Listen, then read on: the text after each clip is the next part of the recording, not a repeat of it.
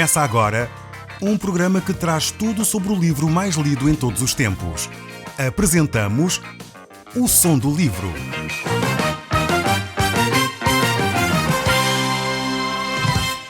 Seja muito bem-vindo. Neste podcast vai encontrar o livro mais conhecido e lido em todo o mundo. Vamos levá-lo numa viagem pela história da humanidade. Este é um audiolivro para si, para a sua família e sociedade em geral. Contextualização e comentários de Paulo Chaveiro.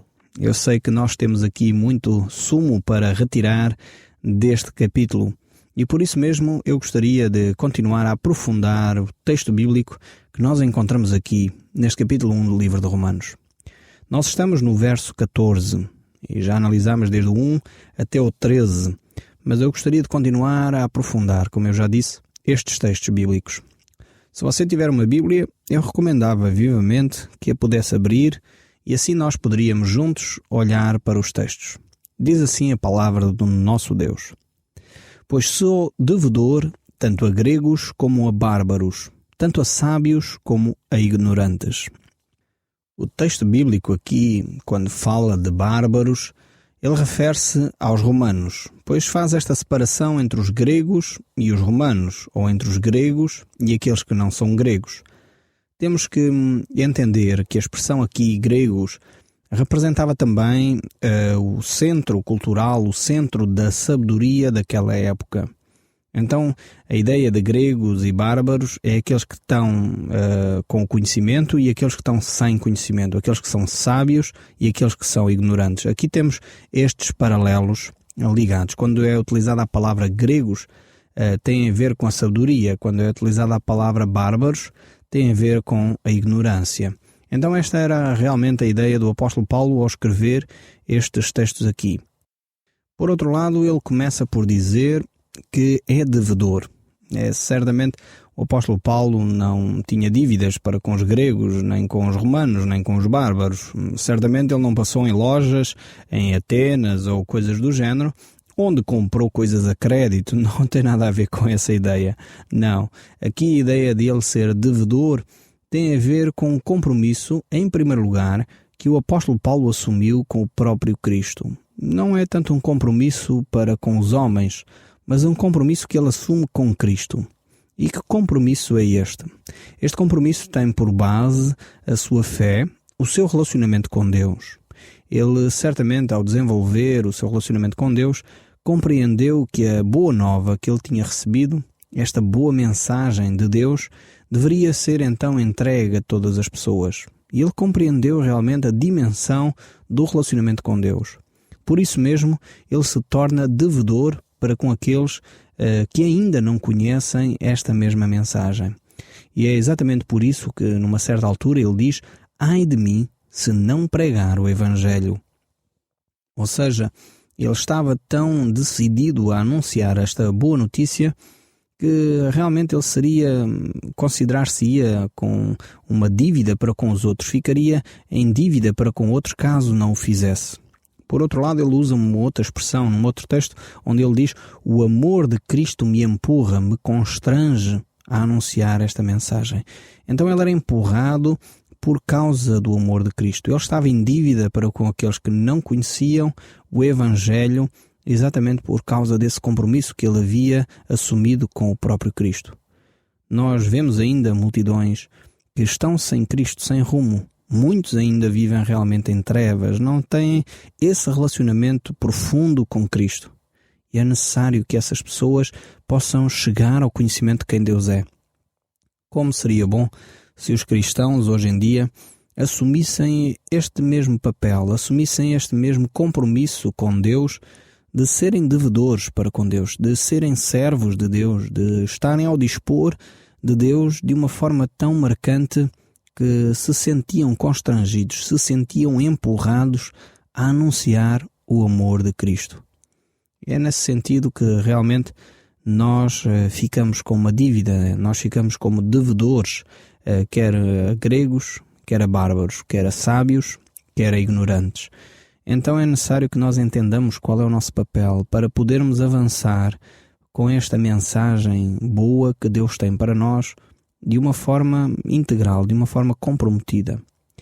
O texto bíblico continua no verso 15 deste capítulo 1 do livro de Romanos a dizer: por isso, quanto está em mim, estou pronto a anunciar o Evangelho também a vós outros em Roma.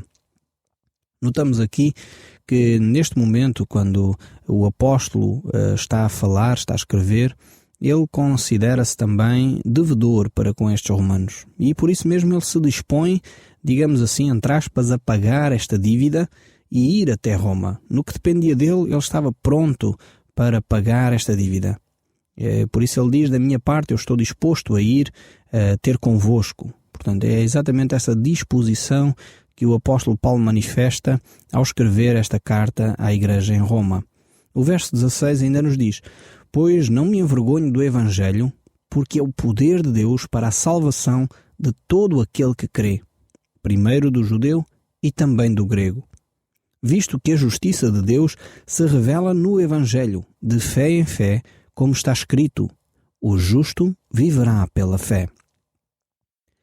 E o apóstolo Paulo diz que ele não tem vergonha deste Evangelho. O que é que poderia levar com que o apóstolo tivesse vergonha de Cristo? É preciso nós lembrarmos algumas questões em torno da pessoa de Cristo. Primeiramente, temos que recuar ao momento da crucificação. A crucificação não era propriamente um ato digno. A crucificação não era propriamente uma situação que pudesse levar a grande honra. Não, antes pelo contrário. A crucificação era um ato que era aplicado aos criminosos da época. Então o apóstolo Paulo poderia dizer: eu tenho vergonha de manifestar que sigo um mestre que foi crucificado. Temos que lembrar que o contexto era romano, e eram os romanos que aplicavam esta sentença aos criminosos mais odiondos. E por isso mesmo o apóstolo Paulo diz: eu não me envergonho do Evangelho de Cristo, porque foi através da morte de Jesus que eu pude ter um relacionamento novo com Deus.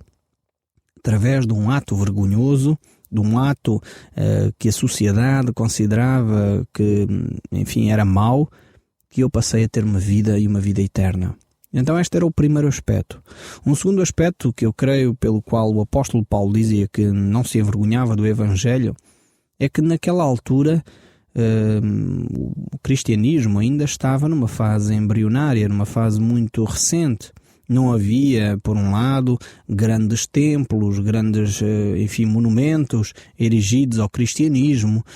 Estamos a lembrar certamente que aqui os cristãos eram perseguidos, lançados às arenas, eram mortos.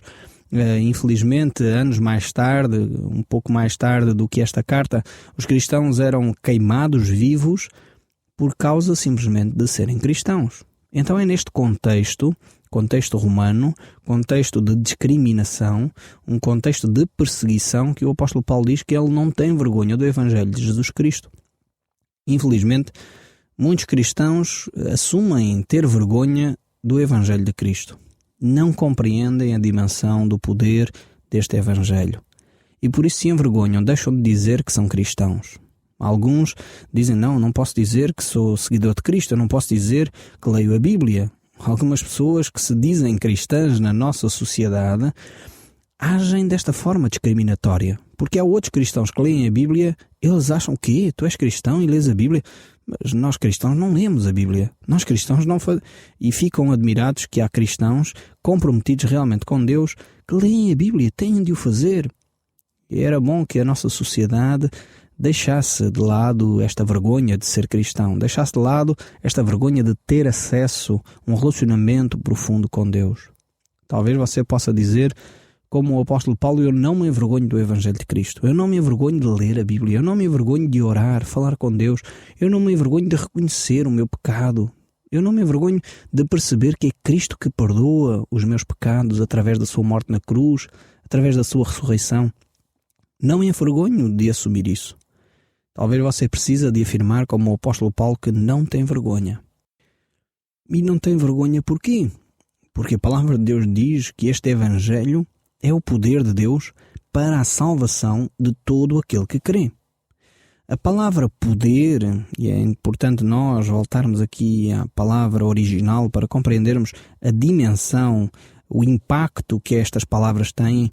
Então a palavra poder, no original grego, tem a mesma raiz que a palavra dinamite. É a palavra dínamo. Então esta palavra poder significa que o Evangelho de Deus é o dinamite, é aquilo que faz acionar o braço de Deus, a salvação para o homem. Então esta palavra, este Evangelho, é realmente o poder de Deus, é o dinamite de Deus para a humanidade. É uma energia divina, podemos dizer assim, que toca o homem e que transforma o coração do homem. Então o apóstolo Paulo não tinha vergonha do Evangelho. Porquê? Porque este Evangelho é o poder de Deus para transformar a sociedade. Isto é extremamente importante, porque muitas vezes nós hoje queremos trazer propostas de mudança da sociedade para acabar com a criminalidade, acabar com a infidelidade nos casamentos, acabar com situações de imoralidade, trazendo propostas baseadas em princípios humanos, baseados em princípios humanistas, quando na realidade o que é o poder de Deus para transformar é aquele que transforma por dentro, é aquele que transforma o homem nos seus valores, é aquele que coloca o homem realmente em unidade e em comunhão com Deus. E esse é o poder de Deus para a transformação da sociedade. A sua família só será salva, a sua família só será transformada, só haverá harmonia no seu lar quando o poder de Deus, este poder que é o Evangelho, que transforma, chegar à sua família. Chegar através de si que me estão a ouvir. Talvez você diga, mas os meus familiares ainda não são cristãos. Mas você está a ouvir este programa, você já está a dar um primeiro passo. Então está nas suas mãos um pouco desta responsabilidade de trazer este dinamismo, este dinamite para o meio da sua família. E sabemos o que faz um dinamite. Quando uma bomba arrebenta, não é só a pessoa que está perto que é, exposta àquela força toda. Não, há situações que muitas vezes os projéteis, os estilhaços, chegam a 20, 30, 40, 100 metros de distância, dependendo da carga de dinamite, de poder que está ali estabelecida.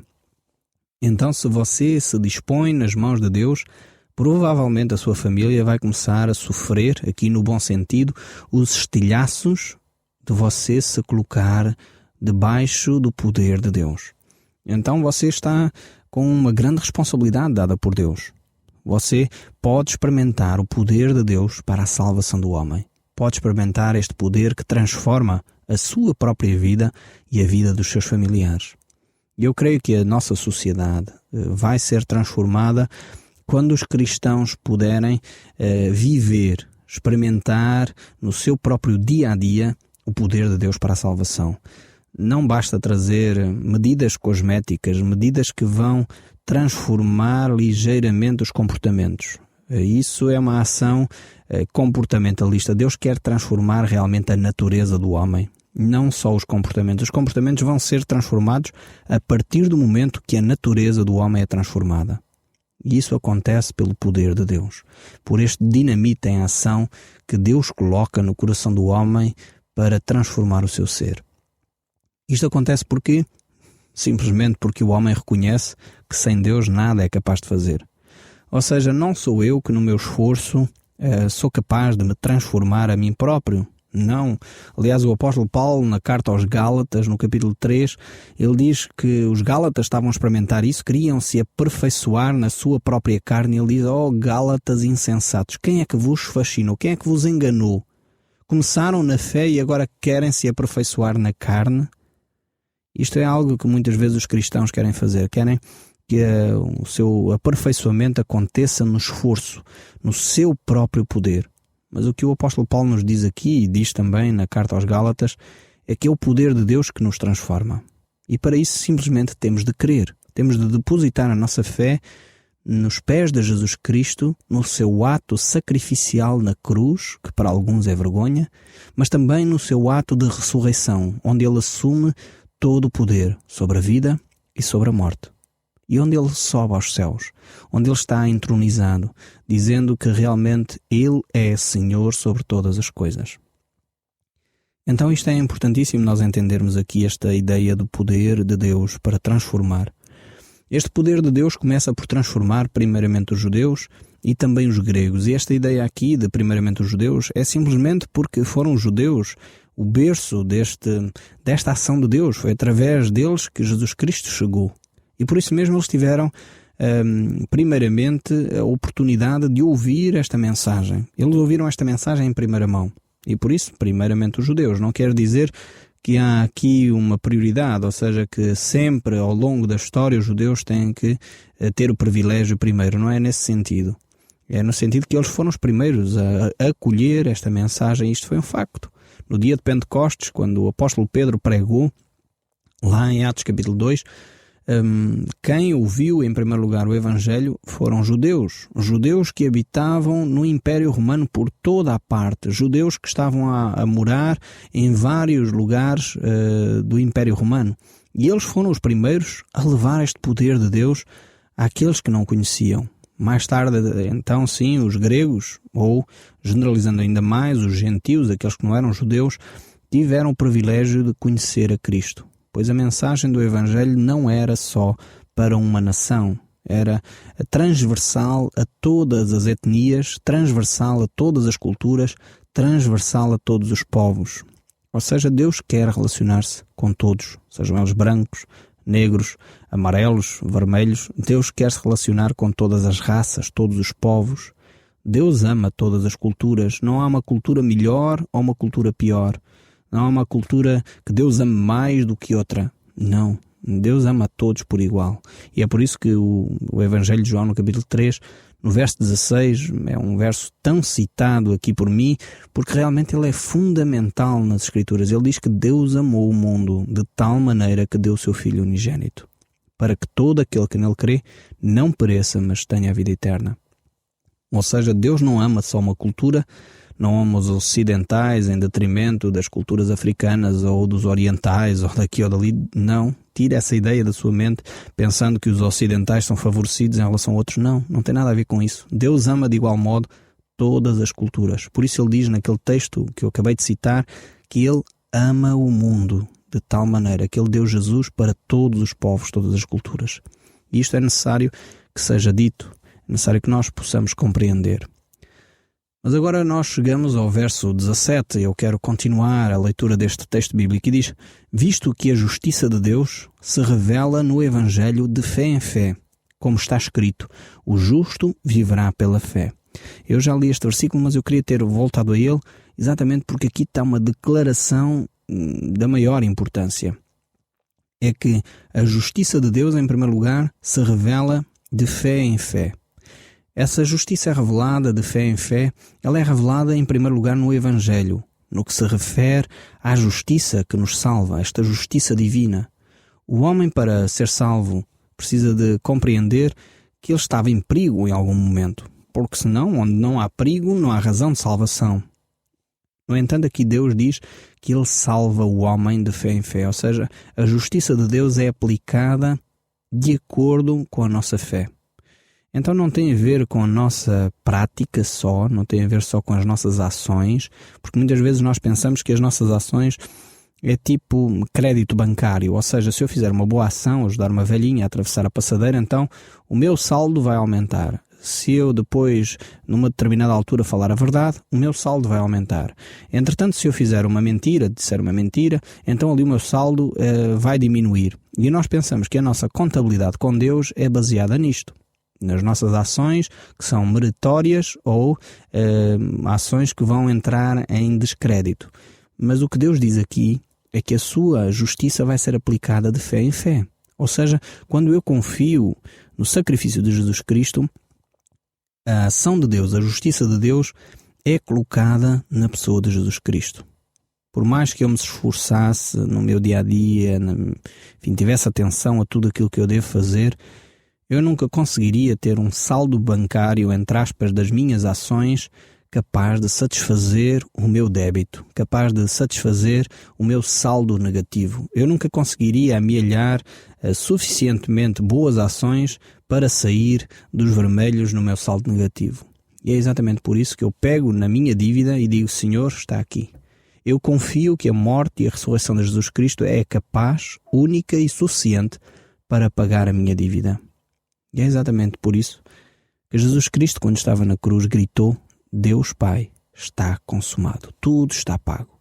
Esta dívida que o Manuel me oferece, esta dívida que o Paulo apresenta, esta dívida que o Joaquim tem, esta dívida que a Maria tem, eu pago com o meu sangue.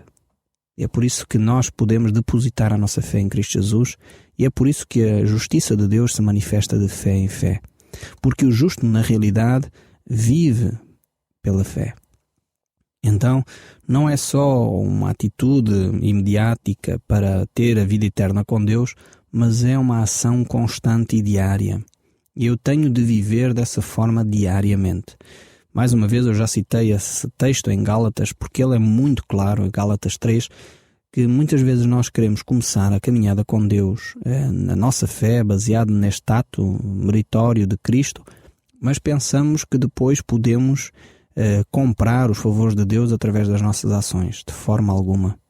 É através da fé, porque o justo viverá pela fé. É importantíssimo as nossas obras, mas como um ato de gratidão para Deus e não como um ato de tentar diminuir a dívida que eu tenho para com Deus. Não sei se consegue entender a diferença. As minhas ações, o eu falar a verdade, o eu agir com justiça, o eu caminhar de uma forma correta diante de Deus e diante dos homens, tem a ver com o meu ato de fé. Ou seja, porque eu quero viver pela fé, porque o justo viverá pela fé, porque eu quero agradar a Deus, então eu vou praticar aquilo que agrada ao coração de Deus. Não vou confundir uma coisa com outra. Mas o verso 18 deixa-nos aqui um alerta e diz: a ira de Deus se revela do céu contra toda a impiedade e perversão dos homens que detêm a verdade pela injustiça, porquanto o que de Deus se pode conhecer é manifesto entre eles, porque Deus lhes manifestou. O Som do Livro, uma produção da Rádio Transmundial de Portugal.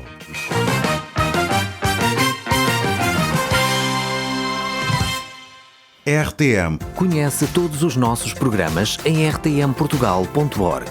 Uma produção da Rádio Transmundial de Portugal.